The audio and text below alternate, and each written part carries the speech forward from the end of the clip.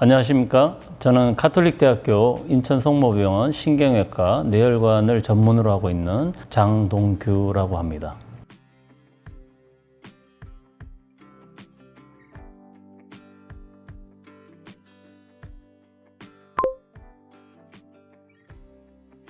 일반적으로 혈관이 막혀서 뇌가 손상을 입는 뇌경색, 일단 4시간 반 이내에 오시면 정맥내로 혈전 용해제라고 해서 혈액 내에 혈전을 녹여내는 약을 투여받을 수 있게 됩니다.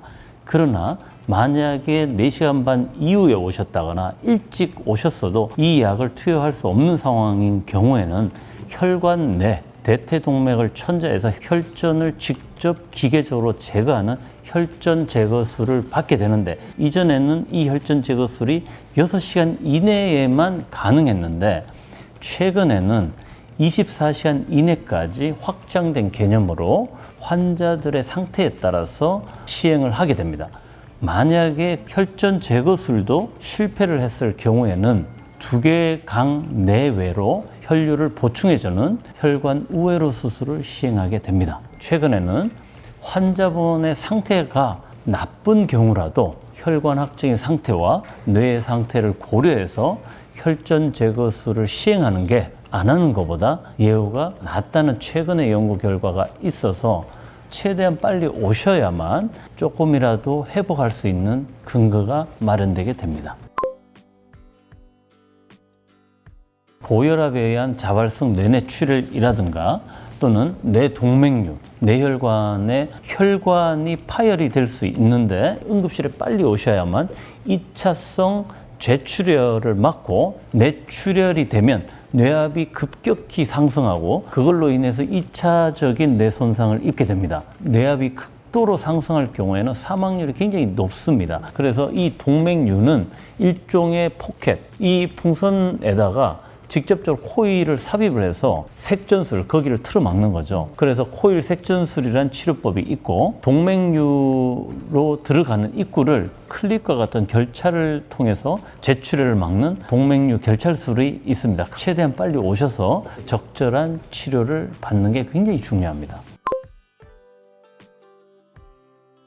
뇌졸중은 현재 사망률이 4위 이렇게 발표가 되는 이유는 과거에 비해서 많이 줄었죠. 사망 원인으로는. 전체적인 어떤 발생률도 약간은 줄은 건 맞는데 그러나 완전히 없어지지는 않습니다. 뇌졸중은 우리가 예방적인 치료, 예를 들어서 고혈압, 당뇨, 고지혈증, 비만 여러 가지 그런 것들이 위험 요인인데, 이 중에서 조절할 수 있는 이런 위험 인자들을 적극적으로 관리하면은 뇌졸중은 어느 정도 예방이 가능하다는 말씀이죠.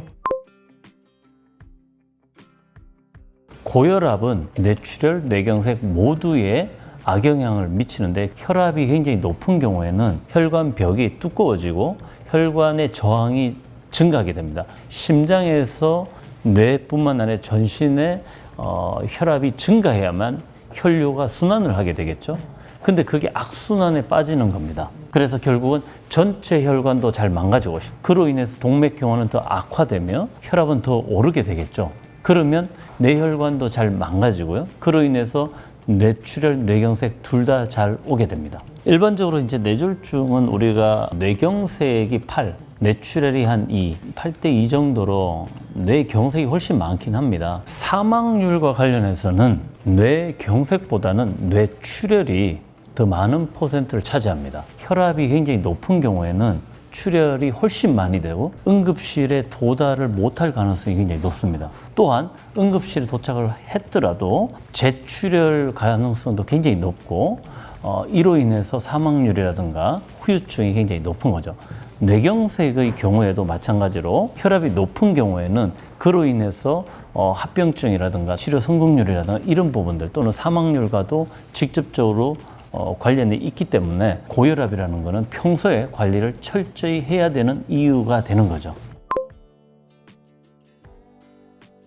증상이 발생했을 때 응급으로 우리가 조치를 해야 되는 거는 시간을 지체하지 말고 바로 119에 연락을 해서 빨리 병원에 도달할 수 있게 하는 게 가장 중요하고요. 증상들 중에서 가장 흔한 거는 안면마비, 그 다음에 팔다리 마비 증상, 그리고 언어장애, 그리고 발음장애, 의식저하, 극심한 두통, 이런 증상들이 있을 때는 1분 1초를 지체하지 말고 바로 응급실로 내원하셔야만 뇌졸중을 조기 진단하고 거기에 따른 치료를 적절히 할 수 있고요. 그 다음은 환자분들이 토한다거나 이런 증상이 있다 그러면 환자분의 고개를 옆으로 돌려서 흡인을 예방하는 게 굉장히 중요합니다. 흡인을 하게 되면 폐렴이 온다거나 2차적으로 문제가 생길 확률이 높기 때문에 그렇게 하셔야 되고, 중요한 거는 큰 병원에 가야만 우리가 혈관을 뚫거나 치료를 받을 수 있기 때문에 그 여력이 있는 큰 병원으로 최대한 빨리 가는 게 굉장히 중요합니다. 종합병원 이상의 병원들에는 이미 치료센터가 다 구비가 되어 있습니다. 전국에. 우리가 일반적으로 생각하는 종합병원에는 대부분 혈관 내 치료, 그다음에 개도술 이런 부분까지 어느 정도 다 갖추어지고 있습니다. 그런 치료가. 예를 들어서 밤에 주무시러 들어갔는데 아침에 일어나 보니까 뇌졸중이 와 있는데 안 일어나시는 거죠. 밤새 뇌졸중이 진행을 했는데 다들 자고 있으니까 잘 모르는 거죠. 그렇게 이제 기상시 뇌졸중이라 그래요.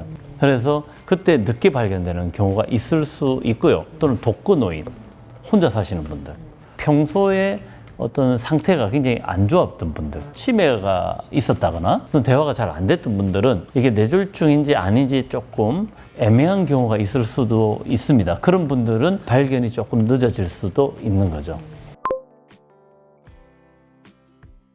뇌경색의 경우에는 혈관이 막히는 거기 때문에 이 막힌 거를 얼마나 빨리 뚫을 수 있는 방법이 있느냐가 중요하거든요.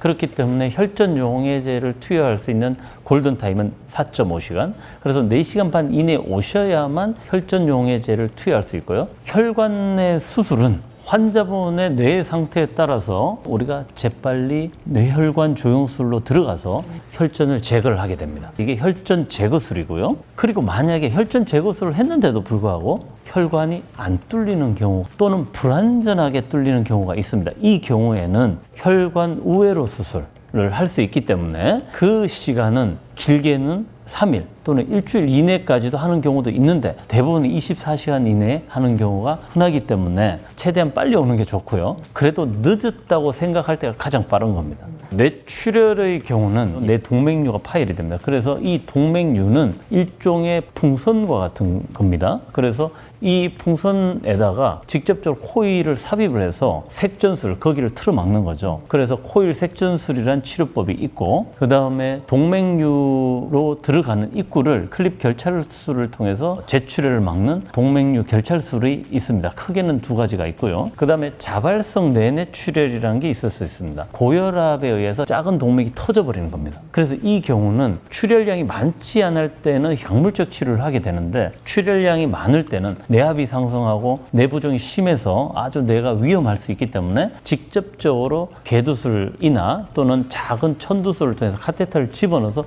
혈종을 제거하는 그런 치료를 받게 됩니다.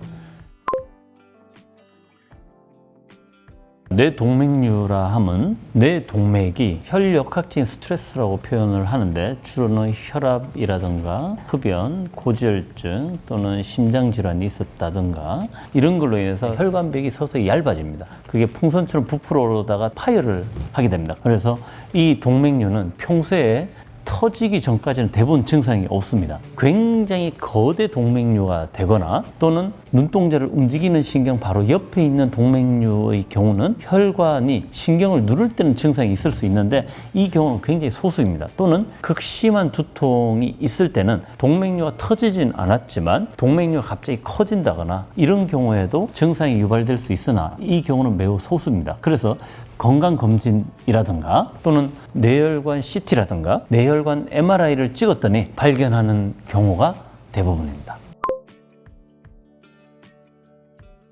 뇌지주막하 출혈이라고 해서 뇌출혈이 유발이 되는데, 이 경우에 뇌출혈이 되면 약 20% 가까이가 사망을 하게 됩니다. 그렇기 때문에 굉장히 위험하죠. 그래서 이 뇌동맥류는 터졌든 터지지 않았든 간에 예방하는 게 굉장히 중요합니다. 혈관 내로 치료하는 색전술과 두개골을 열거하는 개두술 및 결찰술이 있는데 안쪽에 백금 코일과 같은 코일을 말아 넣어서 혈관이 터진 부위를 막는 코일 색전술이 있고요. 최근에는 웹이라 그래서 아주 특수한 기구까지 나왔는데 코일을 넣지 않고 웹이라는 그 하나의 기구를 동맥류 안에다 바로 넣어버립니다. 혈류가 차단되게 하는 그런 치료가 있을 수 있고요. 혈류 변환 스텐트도 큰 동맥류의 경우에 시행을 하게 되는데 이 경우 스텐트를 넣을 때는 반드시 항혈소판 제제를 복용을 해야 됩니다. 일정 기간 동안. 이 약들이 예를 들어서 위궤양이라든가 위암이라든가 이 약에 금기증에 있는 분들은 이 약을 못 먹겠죠. 그런 경우에는 이 치료가 제한적이게 됩니다. 두개골을 열고 싶은 분들은 아마도 거의 없을 겁니다. 그러나 우리가 반드시 열어야 되는 경우가 있습니다. 내 동맥류 파열로 왔는데 안쪽에 들어가야 되는 상황이 있을 수 있습니다. 출혈량이 너무 많다거나 출혈을 제거하지 않으면 안 되는데 동맥류도 결찰을 반드시 해야 되는 상황이면 들어가야 되겠죠. 개두술은 한 번의 제거가 확실히 되고 재치료률이 낮기 때문에 뇌를 건드림에도 불구하고 그런 이득이 높다고 판단할 때는 결찰술을 할 수도 있고요. 다발성인 동맥류가 있는 경우에는 같이 하기도 하고요. 또는 한쪽으로 주로는 하기도 하는데 종합적으로 고려해서 판단을 내리게 됩니다.